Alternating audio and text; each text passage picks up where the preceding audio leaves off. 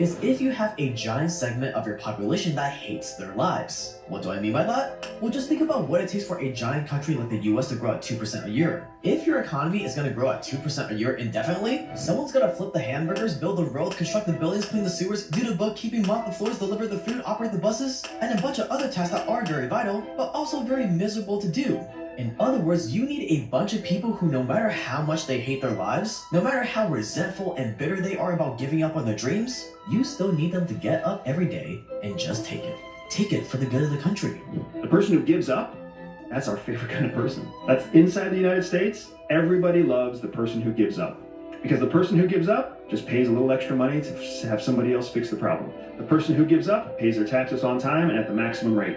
The person who gives up just follows the rule of law and crosses at the crosswalk. The person who gives up is the person that everybody gets to walk on. And we raise people to get walked on. Public school raises you to be walked on.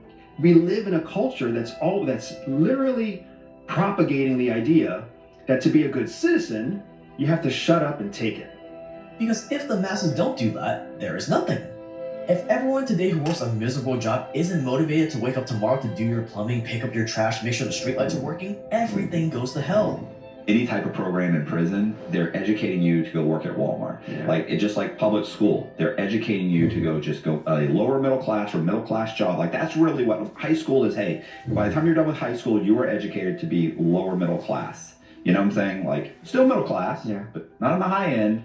So that's what they want because they need that massive tax base to follow the rules and pay in everything. And and as horrible as this might sound, God bless them. It's critical. It's critical. Absolutely. We would fail as a country without them. In fact, this is the only difference between a first world country and a third world country.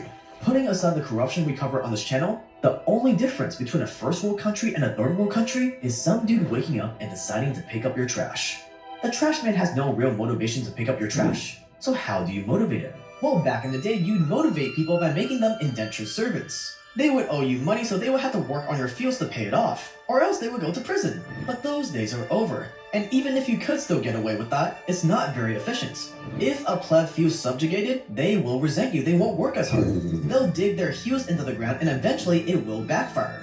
So there lies the multi-trillion-dollar question of every nation-state. How do you convince your population to want to be cogs in the wheel, to feel the need to sacrifice their working lives for the good of the country, without using force?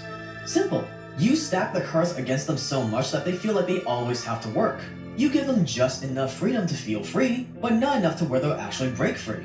You pay them just enough so they can live paycheck to paycheck, but not enough to where they'll ever become financially free.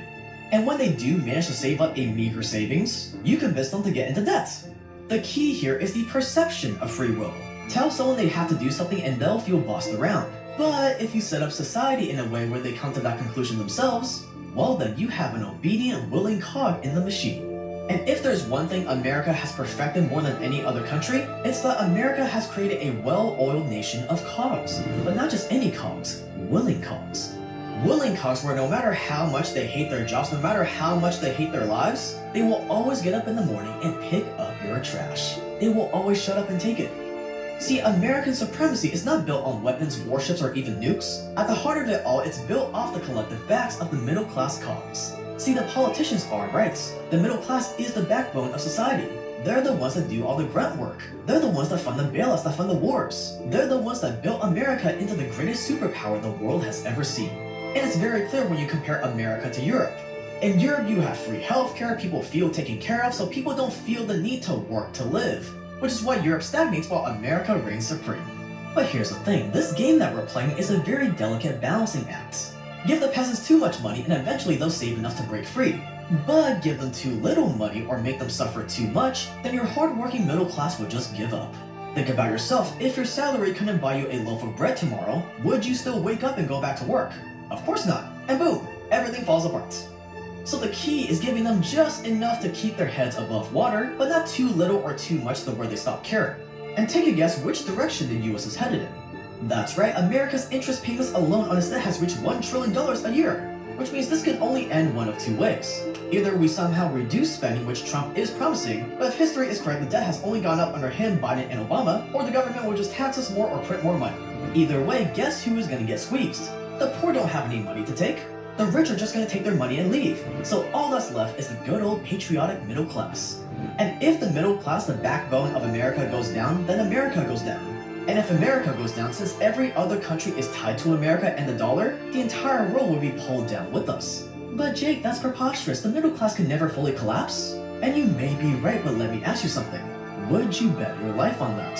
Would you bet your life on staying in the middle class? Put it another way, do you think life is going to get easier or harder for the middle class? When the co-founder of LinkedIn predicts that 9-to-5 jobs and their comfy retirement plans are set to go extinct in 10 years, and what will replace it will be much worse. When the government's own retirement plan is set to implode at the exact same time in 2033, according to the horse's own mouth, when the dollar has already lost 99% of its value in the last 100 years. Well, we're gonna see even more exponential inflation in the next year thanks to something called the Great Melt-Up that we'll cover at the end. This is why, although being in the middle class is definitely better than being in the lower class, being in the middle class is always a losing game. In good times you get squeezed, and in bad times you really get squeezed.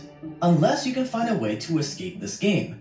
And yes, there is a way. Because within all this chaos, there is a light at the end of the tunnel.